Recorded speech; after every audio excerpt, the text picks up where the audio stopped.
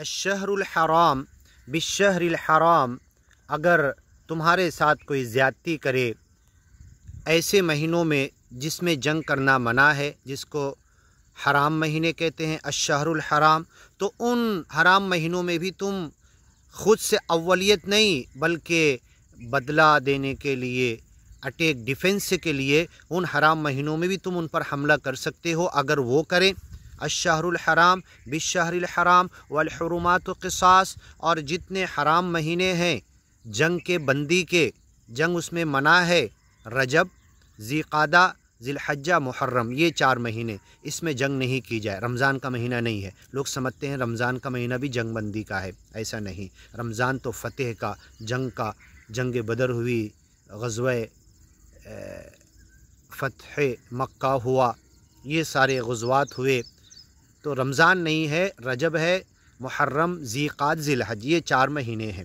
والحرمات قصاص، اور ان 4 مہینوں میں بھی زیادتی جو کرے اس کی قصاص کا بدلہ بھی لیا جائے گا۔ فمن اعتدى علیکم فاعتدوا علیہ، ان 4 مہینوں میں بھی جو تم پر زیادتی کرے تم اس کا بدلہ لے سکتے ہو، بمثل ما اعتدى علیکم، جتنی زیادتی تمہارے ساتھ اس نے کیا ہے۔ واتقوا اللہ، سچے مالک اللہ سے ڈرو، خوف اور خشیت، تقوی اختیار کرو، زیادتی تم نہ کرو، جتنا کریں یہ نہیں کہ وہ انتظار میں رہو کہ حرام مہینوں میں کچھ کرے تو ہم بھی بس پل پڑیں، تمہارے دل میں یہ چاہت نہ ہو۔ اگر واقعی کوئی مجبوری آتی ہے ان 4 حرام مہینوں کے اندر، کیونکہ حج کے لیے پوری دنیا میں ان 4 مہینوں کے اندر جنگ بندی ہوتی تھی تاکہ لوگ حج سے آئیں اور واپس چلے جائیں، تو تم خود سے دل میں یہ چاہت مت رکھو کہ ان حرام مہینوں میں کوئی زیادتی کرے تو بس موقع مل کر تم پل پڑو، ایسا نہیں۔ کوئی حقیقت میں زیادتی کرے تو اس کی زیادتی کا منہ توڑ جواب دینے کے لیے، زیادتی سے، ظلم سے روکنے کے لیے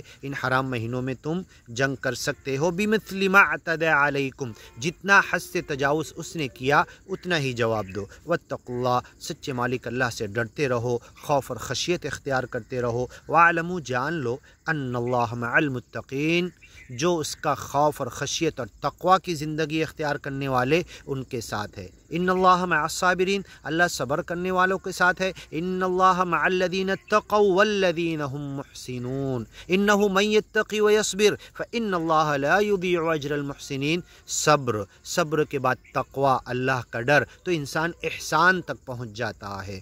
سب سے اعلیٰ اور اونچی منزل ہے نیکی کی، حسن سلوک، احسان، سب سے زیادہ اچھا۔ وَاعْلَمُوا أَنَّ اللَّهَ مَعَ الْمُتَّقِينَ، جان لو اللہ تقوی اختیار کرنے والوں کے ساتھ ہے۔ وَأَنفِقُوا فِي سَبِيلِ اللَّهِ، اور اللہ کے راستے میں جو جنگ، جہاد اور جدال ہو رہا ہے اس راستے میں مجاہدوں کی مدد کرنے کے لیے، قتال کرنے والوں کو ہتھیار مہیا، ان کی ضرورتیں پورا کرنے کے لیے تم خرچ کرو اپنے مال، لوگوں کی اعانت کرو۔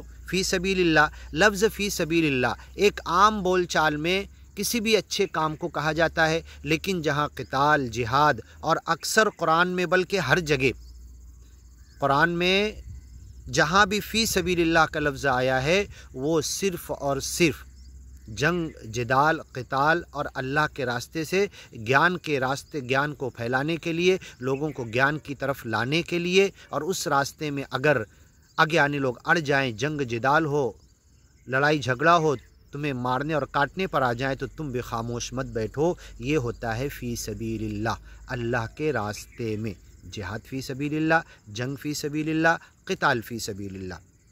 تو قرآن میں جہاں بھی لفظ فی سبیل اللہ، اور زکوٰۃ جو 8 مصارف ہیں، انما الصدقات للفقراء، فقیر لوگوں کے لیے، والمساکین، غریب مسکین کے لیے، والعاملین علیہا، زکوٰۃ جمع کرنے والوں کے لیے، والمؤلفۃ قلوبہم، اور کوئی قوم کو زکوٰۃ دیں گے تو وہ گیان اور ایمان کی طرف آ جائے گی۔ 4 ہوئے، 5واں والغارمین، قرض کے بوجھ تلے دبے ہوئے، وفی الرقاب، اور گردنوں کو آزاد، قیدیوں کو آزاد کرنے کے لیے، وفی سبیل اللہ، اور جنگ اور جہاد میں ہتھیار کے لیے، جہاد کے راستے میں غازیوں اور مجاہدوں کی مدد کے لیے، وفی سبیل اللہ، وابن السبیل، مسافر۔ تو یہ جو 7 نمبر پہ وفی سبیل اللہ ہے، اس میں لوگ سمجھتے ہیں ہر بھلائی کا کام، لیکن مفتی شفیع مونس صاحب، مفتی شفیع جو معارف القرآن لکھے ہیں، مفتی اعظم پاکستان جو کہلاتے ہیں، انہوں نے صاف لکھا ہے کہ فی سبیل اللہ سے عام آدمی کو جو غلط فہمی ہوتی ہے، ہر خیر کے اور بھلے کام مراد نہیں ہے، صرف جنگ و جدال، قتال اور جہاد کے راستے میں مجاہدین اور مقاتلین کی مدد کرنا، غازیوں کی مدد کرنا، یہ مراد ہے یہاں پر۔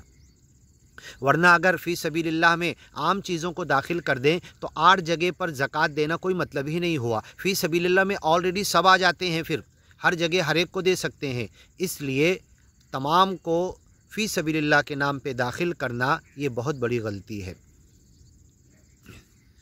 وَأَتِمُّ الْحَجَّ وَالْعُمْرَةَ وَأَنفِقُوا فِي سَبِيلِ اللَّهِ، اللہ کے راستے میں خرچ کرو، وَلَا تُلْقُوا بِأَيْدِيكُمْ إِلَى التَّهْلُكَةِ، اور تم اپنے ہاتھوں سے ہلاکت میں جا کر مت گرو۔ وَأَنفِقُوا فِي سَبِيلِ اللَّهِ، حج کے لیے نکلو، جنگ و جدال اور قتال کے نکلو تو پوری تیاری کے ساتھ نکلو، خود جا کے ہلاکت میں مت گرو۔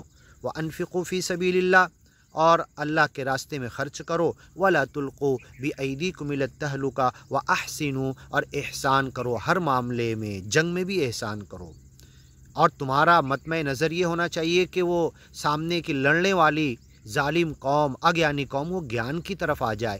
جنگ شروع ہونے سے پہلے انہیں گیان کی وڑک، سچے مالک کی طرف بلانے کی کوشش کرو۔ ایمان لے آتے ہیں فَإِخْوَانُكُمْ فِي الدِّينِ، تو تمہارے بھائی ہیں، تو تمہارا جنگ کا، جہاد کا، قتال کا مقصد بھی یہی ہے، لوگوں کو سچے مالک کے وڑک اور سچے مالک کے مشن کی طرف لانا، توحید کی طرف لانا، ایک خدا کی طرف بلانا۔ تمہارے جنگ و جدال اور جہاد کا مقصد بھی یہی ہے۔